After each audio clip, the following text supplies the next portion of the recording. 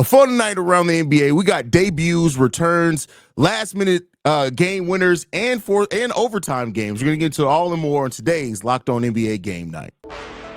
When that final buzzer rings, you know it's time for Locked On NBA Game Night. All the post-game reactions to every game across the league, every single night, with insights only the hosts at Locked On can provide. It's the true NBA fans' one stop for all the action. Every game, every night. It's Locked On NBA Game Night. Tipping off now. Thank you for tuning in to Locked On NBA Game Night, where it's every game, every night. I'm Haize, one of the hosts of Locked On Bulls. I'm also joined by Swipa, one of the hosts of Locked On Nuggets. And today's episode is sponsored by Game Time. Download the Game Time app, create an account, and use code Locked On NBA for $20 off your first purchase. Swiper, man, it was a fun night of NBA basketball tonight, I must say. 7 games tonight. And even the game that came down to the wire, the last game of the night, was even fun because it went into overtime. But I want to start off talking about debuts and returns. And there was a major return today, ahead of schedule by about 2 weeks as well for what was expected. That's Chet returning. Now, he didn't have the biggest stat night tonight. The Thunder did get the win, 121-104. I was surprised to see him start. I thought they were going to maybe bring him along a little bit slowly off the bench, but they had him start right away with Isaiah Hartenstein. How'd you feel about Chet's return and the Thunder win overall? Chet played 22 minutes, and he was a plus 22 in the minutes that he played tonight. And I think you got a chance to see his immediate impact. As a scorer, didn't do much of anything. He was very much uninvolved offensively for a majority of the night. But I think the thing everybody was hoping and wanting to see is in the preseason, we got a chance to see a glimpse of the Chet and Hart starting front court. And tonight we got a chance to see that, and they look just about as indomitable as you might imagine. And especially given the fact that Chet is going to it's going to take him a while to get his sea legs back and to get used to playing NBA basketball, to get his wind back where it needs to be. Considering all of those factors, considering he hasn't played in a couple of months now, considering the fact that everybody's learning, okay, Hart, Chet, and then how do we kind of build around this? J-Dub had the slot back up to the 3 position. So that means their starting lineup is being adjusted. All of it. They still look like the most dominant team in the NBA. And I think that's a credit to them that when you're reintegrating a huge piece, I think Chet's their second best player. If Chet was healthy this year, I think he wins DPOY. If Chet was healthy this year, I think he makes the All-Star game with J-Dub or takes J-Dub's spot. And I think the issue is when you're putting a player that dynamic, who is an on-ball initiator as a big a little bit, who can got a little hedgy tween to him, that's a really good offensive player and one of the best defensive players in the league, and you put that player back in the lineup, it's an adjustment for everyone. Because, again, OKC's been so dominant this year already. And, by the way, for people that haven't been aware, they didn't play a bad Raptors team. Now, the record would indicate that they're bad. But the Raptors have actually been one of the best teams in the NBA over the last 10, 11, 12 games or so. I mean, they have been absolutely taking it to people. And for them to be able to come out today to play versus that team that's been on a roller, that's been heating, and that's been able to score a lot of points. They're playing really good defense. The Raptors got a lot of athletes on the roster. And for them in OKC to be able to not manhandle them like the Raptors fought, but, I mean, Isaiah Joe, like, just put the game away from the three-point line. J-Dub was getting to the rim at will. I mean, SGA almost just didn't even have to really get into full gear today because of how good they are. They took care of a Raptors team that has been really good as of late, and OKC deserves a lot of credit for that and for how they were able to reintegrate Chet Holmgren into the lineup. Absolutely. And just to highlight your point, over the last 10 games, the Raptors have been 6th in defensive rating and 11th in net rating overall over the last 10 games in the season. They've been playing a lot better basketball here recently. And the thing that I loved about, like, what you said as far as Chet, like, the fact that they didn't need his offense. And now that's not going to maintain. They're going to be nights where they need his offense, but for him to be able to focus on defense, 4 blocks, 2 steals, 5 rebounds in this game, and to still lead the team in plus minus at plus 22, I tell you what, adding Chet to this point in the season with the record the Thunder already have at only 9 losses on the season, it's going to be really fun to watch how they hit their stride after this All-Star break. And I think it's really good too that they got him back to get him a couple of games under his belt before their All-Star break. Mm-hmm. And then at that point, they could just take off for the races for the remainder of the season. But with that said, love this by the Thunder. Love Chet. Let's hope that this continues. Let's move on to the next game. Kyle Kuzma made his debut for the Milwaukee Bucks. Now, he didn't even find out he was actually going to be playing until right before tip-off. So another player that didn't necessarily have the best statistic output. But I'll tell you what, for him to not necessarily know he was playing, not have any practices with this team so far yet. I know they lost to the Hawks today, 115-110. But I think Kuzma already showed that he can have an impact on this Milwaukee Bucks team. How'd you feel about Kuzma's debut? Yeah, I mean, Kuzma has a lot of things that he does well. I think he's going to add. He's a good transition player. He's one of the most efficient, not the highest volume, but one of the most efficient transition players in the league this year. Defensively, when Kuzma locks in, he can actually be a plus on that end. Now, he can get a little spacey off ball. He's not the fastest to recover, on shows or switches and anything like that. But I think Kuzma, you saw his potential today. Like, he's a nice ISO player. He's a good spot up shooter. He's a player that can drive, that can get downhill, and he's also big. The Milwaukee Bucks, if many things that they are, one of the things they absolutely are is one of the bigger teams in the league that likes to use its size to create advantages, and Kuzma allows for them to do that. And so I actually was really encouraged by it. I'm curious to see how the fit looks next to Giannis. Obviously, because Giannis is one of the, he's one of the most ball dominant players in the league. Obviously, because he's Giannis. Like, that's not a new thing. That's not a bad thing. Like, I'm giving the ball to Giannis every possession if I can. And so watching Dame and Giannis kind of integrate Kuzma into the lineup, because Kuzma in this game, I think once he learns how to resettle back into a true role as a role player next to a star again, because obviously in Washington, Jordan Poole operated like that in a lot of ways, but I think Kuzma going from the LA Lakers and where he was to a LeBron and AD to going into this situation is drastically different. So he's kind of in a little bit of a facsimile with Damian Lillard and Giannis again in this situation. So I was encouraged by it. I'm curious to see how it looks going forward, but I hope for the sake of the Bucks that Kyle Kuzma is just as good as they're hoping that he is. Yeah, and I hope too. Like I know people kind of he had that Washington stink on him, right? Where people kind of doubted how impactful he could still be. But I do think it's hard to stay engaged when you're on a team that's clearly tanking, that's not going to be good, that's not winning. I think now that he's actually playing for something on a team that is trying to fight for something in this Eastern Conference, could definitely help get the best out of him. Let me ask you this: the Milwaukee Bucks right now sit at 5th in the Eastern Conference at 27 and 23. How far do you think they can still make it up, or do you think they're kind of destined for that 4 or 5 spot going into the playoffs? Man, that's a tough question. Milwaukee isn't. They're a difficult team, I think, to track, just because you would just think with their duo and with their squad. Now, again, Milwaukee Bucks fans will tell you that their defense, basically since the beginning of the once you take out the early part of the season, basically since December on, their defense has been more than good enough. And on the year, if you look at dunks and threes, they have the 10th best defense in the league. You look at dunks and threes, they're the 11th best adjusted net rating in the league. So they are one of the best teams in the NBA. And their strength of schedule, in terms of the schedule they have to deal with the rest of the year, is one of the lowest.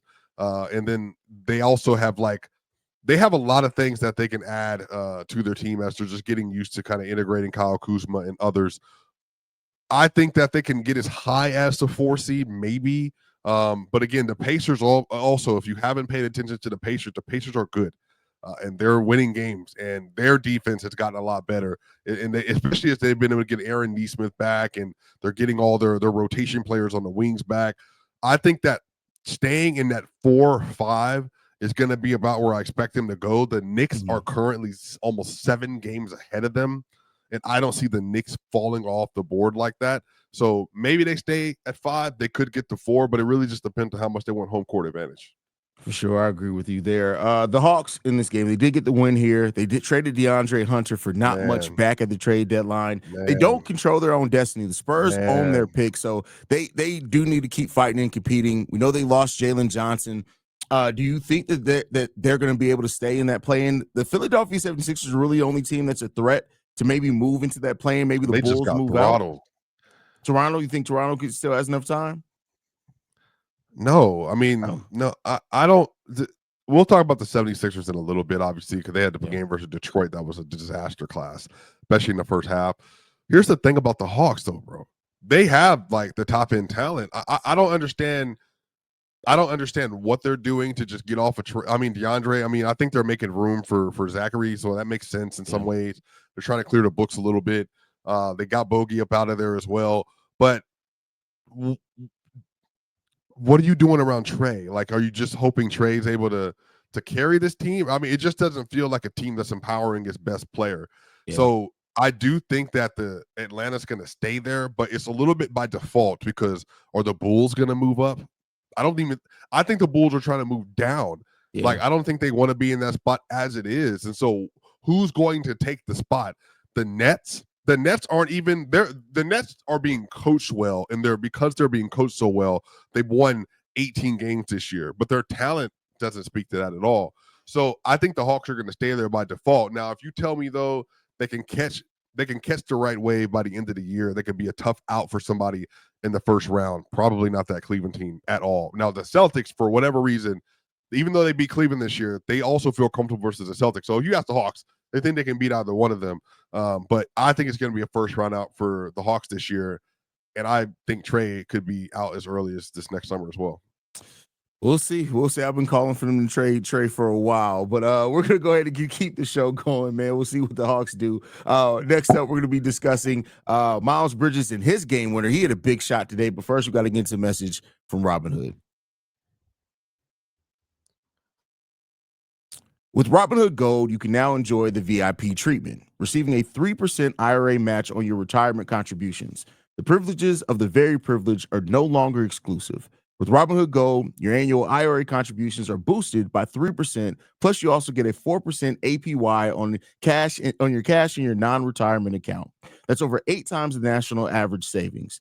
The perks of the high net worth are now available for any net worth. The new gold standard is here with Robinhood Gold. To receive your 3% boost on your IRA contributions, you sign up at Robinhood.com/gold. Investing does involve risk. The 3% match requires Robinhood Gold at $5 a month for 1 year from first match. Must keep funds in IRA for 5 years. Go to Robinhoodgold.com/boost. Over 8 times the national average savings account interest rate claim is based on data from the FDIC as of November 18th, 2024. Robinhood Financial LLC member SIPC. Gold membership offered by Robinhood Gold LLC. We're locked on game night coming up next.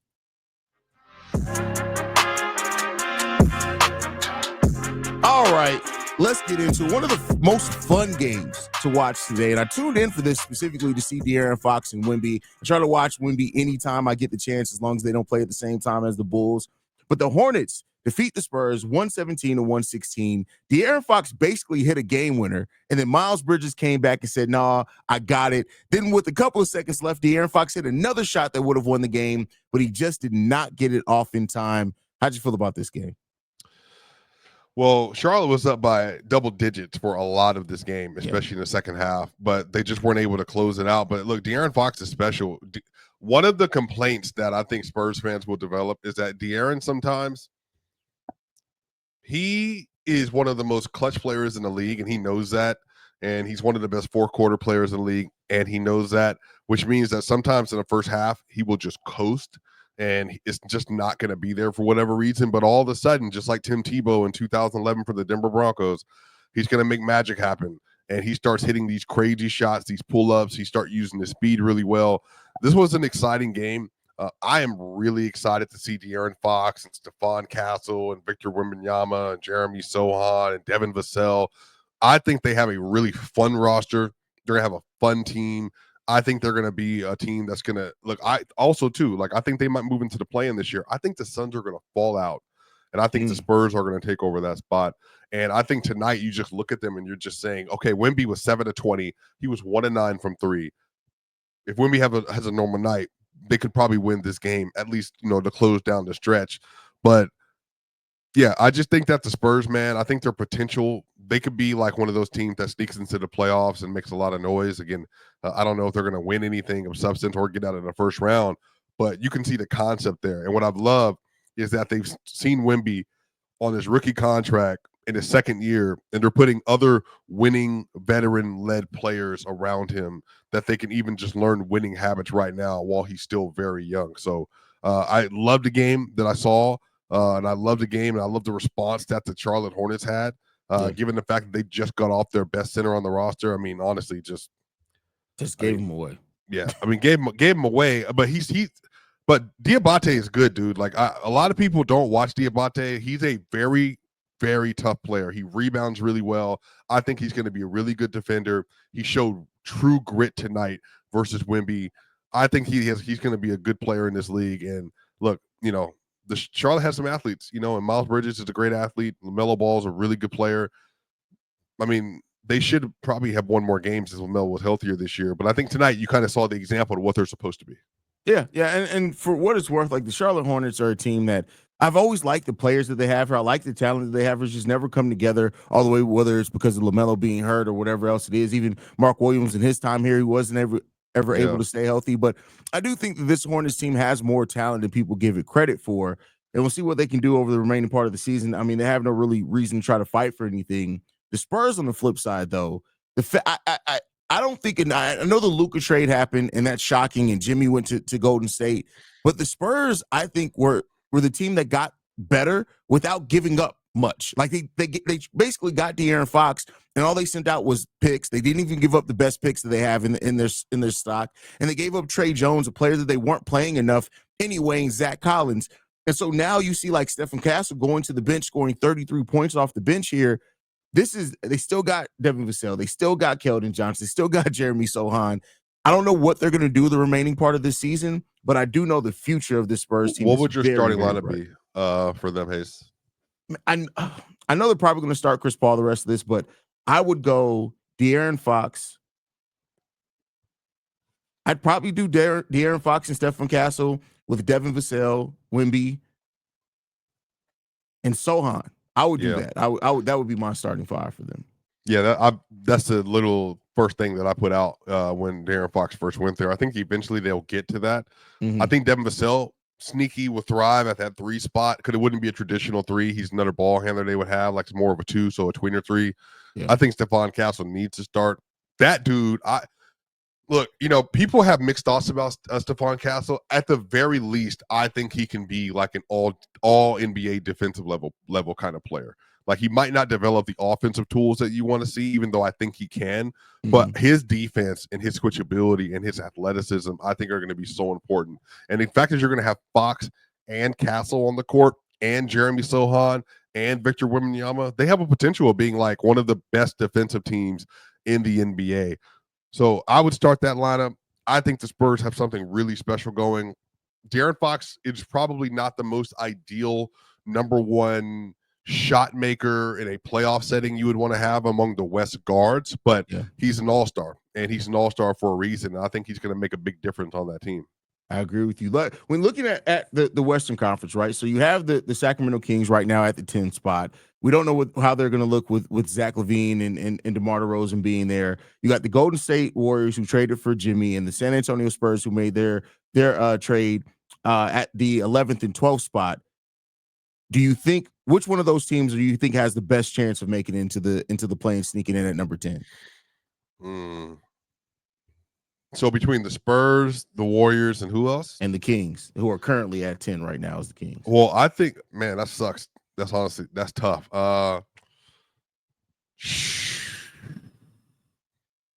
the Warriors and the Kings are tied right now in the loss column. Spurs are 2 games back of the Kings. Honestly, it's probably going to end up being the Warriors, but here's the thing. Here's why. I wish we could talk about the Warriors tonight, because I think if Steph Curry and Jimmy Butler, if they're healthy going into a playoff setting, Haize, Draymond's there. They got Kuminga, they got Pods, they got Moses Moody, they got Looney. I legitimately think it's not. I don't think they can't beat the Thunder, but I do think if they got the 8th seed in the first round, that would be a very interesting series to walk into as the 1 seed to get Steph Curry, Jimmy Butler, Draymond with money on the mind. Like, we believe we can beat you because the Warriors already have beaten the Thunder. Like, we believe we can get you. And we believe that we have players that can rise to the occasion, just like SGA and J-Dub and Chet. And I would even argue in that setting, Draymond Green could be a better defender than even Chet in that series. So I wouldn't be shocked if the Warriors made it in and like legitimately like started like pushing some fear buttons in some teams. Yeah, they definitely have that. I would probably even have a stronger feeling on them doing that if they would have taken some of their other pieces like Gary Payton and the expiring contracts that they have to make another move for a center. But even with that, like you said, with having Dre, with having Jimmy, with having Steph, if they're fully healthy, that's a team that could be very dangerous in that playing tournament. So, yeah, let's see. It's gonna be a wild west. That's for sure. So the Suns fall out. I think so. I can see the Suns falling out. It depends on health, but I could see a world in which the Suns fall out and both the Spurs and the Warriors get in. Well, again, but the King. So it will be the King. You think King, Spurs, Warriors. So who's out between Dallas and the Clippers? Then? Well, I'm talking about the play-in, not necessarily the playoffs. Well, I'm talking about the play-in too, because the Clippers are 7 and the Mavericks are 8. Well, no, so I would think that the Suns and the Kings fall out. The Golden State Warriors and the Spurs get in at the 9th and 10th. Oh, you think the Kings with Levine and Monk and them? That's interesting. Now that would also be a tragedy given how they had that little midseason run with Doug Christie. Yeah, man. But the Western Conference just got like, I mean, honestly, like outside of the Jazz and the Pelicans, all of those other teams are like, they have nights where they can beat anybody almost. That's a fact. That's a fact. But we're going to continue talking about it. We're going to talk about the Cavs game up next. They defeated the Washington Wizards. But first, we got to get to a message from Game Time. Looking for tickets for your next big event? Whether it's a concert, a comedy show, or a sports game, finding the right ticket at the right prices can be a headache. But with Game Time Picks, it's never been easier. Let me tell you how it works. With Game Time Picks, the app does all the hard work for you. It curates the best deals so you don't have to waste time searching through endless ticket listings. I've been using Game Time Picks for a while now, and here's why I love it. The curated deals make it super simple to find great tickets at a great price. No more sifting through thousands of options. I recently grabbed a super deal for a prime seat, and I couldn't believe the value. It was a steal. The seat view feature is a game changer. Before I even hit buy, I can see exactly what my seat will look like in the venue. It's so reassuring. And the best part, you're covered with Game Time's lowest price guarantee. If you find a better deal somewhere else, they'll refund you 110% of the difference. Plus, your tickets are guaranteed to be delivered on time with easy cancellation options if something comes up. Take the guesswork out of buying tickets with Game Time. Download the Game Time app, create an account, and use code LOCKEDONNBA for $20 off. Terms apply. Again, create an account and redeem code. That's LOCKEDONNBA for $20 off. Download Game Time today. Last minute tickets, lowest prices, guaranteed. More game night coming up next. All right. We got to talk about the Cleveland Cavaliers. They defeated the Washington Wizards today. This was a solid game. Got really good performances from Donovan Mitchell with 34 points. You have 23 points from Darius Garland, Evan Mobley, 27 points, and of course Jared Allen doing the dirty work at 12 and 12. How do you feel about the Cavs game tonight? Oh, this wasn't the Cavs game, my brother. This was a Jordan Poole game. This was a pool party. Look, 45 points. The Cavs are great. I cannot wait to see them with DeAndre Hunter at that 3 spot. I can't wait. I'm literally so excited. I love how DeAndre Hunter has developed his game, and just imagine him with Garland and Mitchell and Mobley and Jared Allen. Yeah. That probably is going to be a top 2 or 3 starting 5 in basketball. Like, I can't wait. And I think tonight, Garland's playmaking, his penetration, the ball handling, I love how athletic their front court is. Now, this year, the thing, and you saw this tonight, and Cleveland fans know this, they suck guarding guards. Yeah, They can't guard defense. guards. They just don't have the personnel. Mitchell can't do it. Garland definitely can't do it. DeAndre will help with that. He will, but he's also like more of a wing defender. They can't guard anybody that got some tween, that got some explosion, that's able to get to a spot. And Jordan Poole lit them up. Now, to be fair, Donovan Mitchell did too. Donovan Mitchell loves these kind of little matchups back and forth with another guard. He's a gamer like that. He loves to get into these little bouts with people. He was 12 of 26 from the field, 4 of 11 from 3. Darius Garland, 23 points tonight, 8 of 15 from the field, 5 of 8 from 3, going. But the real question for Cleveland, Haize, is going to be when they get to the moment, are they going to be able to defend well enough beyond Evan Mobley and Jared Allen? Yeah. They're going to be really good defenders. It's going to be, can everybody else that's on the floor with them, are they going to be able to hold up their end of the bargain when it comes to that scheme? But Cleveland looked good today. They took care of the business. Look, Jordan Poole gives you 45 points. That's a game you should lose. And they were able to pull the victory out nonetheless. Yeah, this team, the way that they just play together as a unit, like everybody's, when they're all like in that same rhythm, they're dangerous. And you add DeAndre Hunter to that, like that's such an underrated move because they literally get better with a small move. And we've seen teams like in the past make those small moves that just help them get over and help with matchups. And I actually think now with the Hunter, with him coming in, being their 5th starter, they actually match up better with Boston. I can't wait to see how that's going to go. I think they still play each other a couple more times before now and the end of the season. So that's going to be fun to watch. But the Cavs just continue to play well, man. They're just such a dominant team. And their story's been so fun to watch over the course of the season. I was a doubter at them the first month of the season or so, but like now you can't doubt them. Like they've been so consistent, man. No, yeah, for sure. I love their team. They're super deep as well. So I just love like the different ways that they can play and also can beat you as well. But also shout out to the Wizards, man. Like Bub Carrington, got destroyed when he was on the court today, but they got some dudes on the team that like you can look at and say like these are NBA players. Obviously Bilal Coulibaly, I think he's going to be a near all-star level player.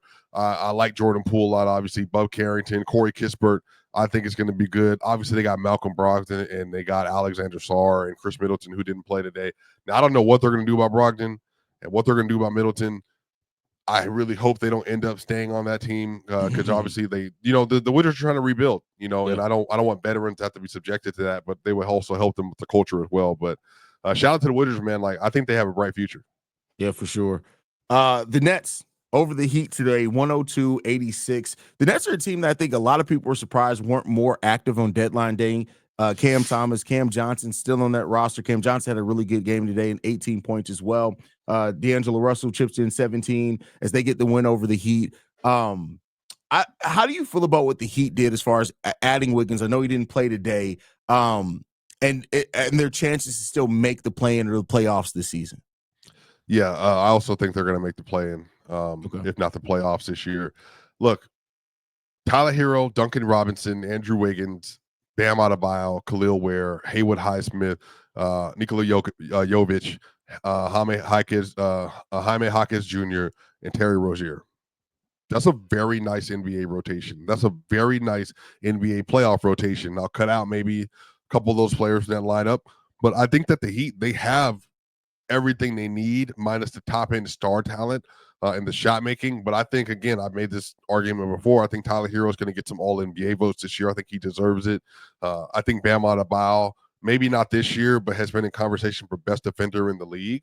And I think when they get into a playoff setting, man, that's just going to be still a dangerous team, especially given how much depth they have. And now they add Andrew Wiggins. You have another wing defender that can switch and that honestly can guard guards and forwards really well. So they actually have a nice ceiling. But again, like, will they beat Boston, Cleveland? More than likely not. They'll probably struggle against the Knicks as well. But the concept is there. And you telling me if you got a healthy roster and you got Eric Spoelstra, they might be able to beat anybody. Yeah, that's the key thing there is Heat culture and Eric Spoelstra, one of the best coaches in the NBA. You always kind of want to trust that. The Pistons defeated the 76ers today, 125-122. You talked about my Bulls and said that, the Bulls are trying to bottom out. They're trying to get out of that spot. If only the 76ers just won some games. The Bulls, we've been only 1 to 1.5 games above them for like the last 2 weeks. I've just been waiting for the 76ers to pull their stuff together enough to pass the Chicago Bulls in the standings, man. They do make a minor move. I actually like the move that they made in sitting out Caleb Martin and getting Quentin Grimes for that team, another young player to add to that team. But they lose tonight to the Pistons, who are they're a surefire playoff team as well this season. How'd you feel about this game and the 76ers outlook overall? Yeah, the 76ers, this first half was horrible. They were horrible in the first half.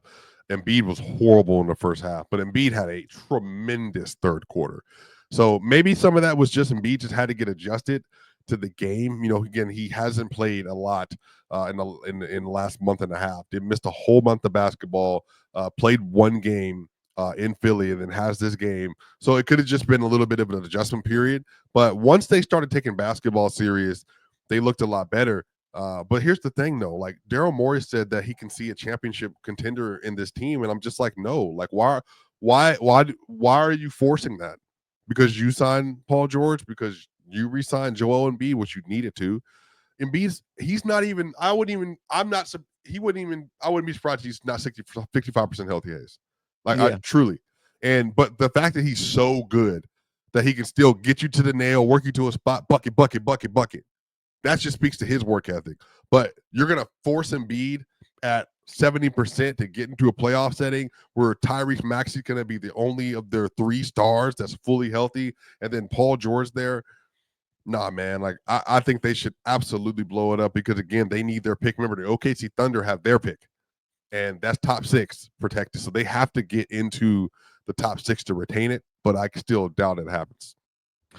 Yeah, I doubt that happens too. I think this is going to be looked back as such a what could have been season for them because they just it sucks because I actually believed in that roster when it came together. I liked the way that they were able to go out and get players, and unfortunately between health and just not playing well, they just haven't. And I think this, and somebody I think Matt Moore brought it up on Locked On NBA today, is that do you think that eventually the 76ers are going to have to answer a tough question and maybe decide to move on from Embiid and double down on youth? They got Jared McCain, they got Tyrese Maxey. These are young players that have shown a lot. Tyrese Maxey really is the leader of that team now. How long do you think that road could go before they may have to make that decision to move on from Embiid? Daryl Morey is Daryl Morey, man. So it might take longer for him. I'll do it this summer. Okay. Again, why are we doing this? Like, what is going to change about Embiid's health from now to next offseason? Like, what's going to change from the offseason to the season? He tore his meniscus. Like, his body is breaking down. And it's not that he's a worse player, but it's like, I don't think Embiid can win in Philly either. And I don't even know if he can make it through the playoffs to win.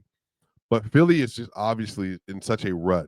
And they need changes, like sweeping changes, and getting rid of Paul George, and then letting Embiid basically choose where he wants to go to try and build a contender around Embiid and allow him to spend the last years of his prime trying to chase a ring in a real situation that benefits him. Because I can tell you that this Philly situation will not get all that much better. Yeah, I agree with you there, and I would not have thought I would say that coming into this, but I think that you reach that fork in the road where you got to make a decision on what to do with the direction of your roster, and I think they have more so reached that, and they've just been sitting there trying to spin the wheels, hoping that they would have to avoid what I think is inevitably becoming for that 76ers team, but we'll cross that bridge when we get to it. Next up, last game on the night, the Utah Jazz. They lose to the Phoenix Suns 135-127. This game does go into overtime, and this game was better than it had any business being, really, when you look at it. When you look at the record of the Utah Jazz, only 12 wins on the season. The Phoenix Suns were missing Kevin Durant and Bradley Beal in this game, but this was a really fun game down the stretch because the teams were going back and forth. I think it was less than 1 minute, and the Phoenix Suns were up by 5, and the Utah Jazz were able to come back and push it into overtime. How'd you feel? No, yeah. Grayson Allen hit a shot with 0.8 seconds left to tie the game up. Yeah. But they went crazy. They made 3 straight threes in overtime. Yeah. It's just like I said, it's up and down the year for the Suns. Their culture is in a horrible place. The reports are that it's a toxic situation. Yeah. They got rid of Nurkic. They got rid of Nurkic because they just couldn't deal with him anymore. Katie was putting trade rumors that he apparently wasn't aware that he was in, and then vetoed them. And then, there's like so much going on with the Phoenix Suns that it's almost impossible for them to focus on winning basketball games. So yeah, I think they're cooked. Like I said, I think they might fall out the plan. Yeah, I think they're cooked too. It's just the feel around that team feels like it, and it feels like they were trying to make a pivot this year that they weren't able to make, and I think that's coming for them this summer too. And the fact that they were just open to listening to deals to Kevin Durant, to me, says exactly where they are. And this is a cautionary tale for teams in the second tax apron. You have to believe in your roster if you're going to be heavily into the tax apron, and their tax bill is what I think like $120 million. It's going to be crazy. Yeah. You can see the Celtics are trying to get up that. I think they're going to try to get rid of 2 of their players in the next year and a half because, again, you just don't want to be stuck with that bill in $400 million, and then you don't have access to your draft picks as well. That's a fact. Well, that's all the games on the night. Anything left, Swiper, man, before we get out of here? Nah, man, great slate of NBA basketball games. Absolutely. I want to thank you guys for tuning in to Locked On NBA Game Night. We are here every single night breaking down every single game. Also, go to LockedOnDaily.com and sign up for your favorite team's daily Locked On newsletter. It'll be delivered to your inbox every single day. That's it for us for today. We'll see you guys again next Friday night. For Swiper, I'm Haize. Peace, y'all.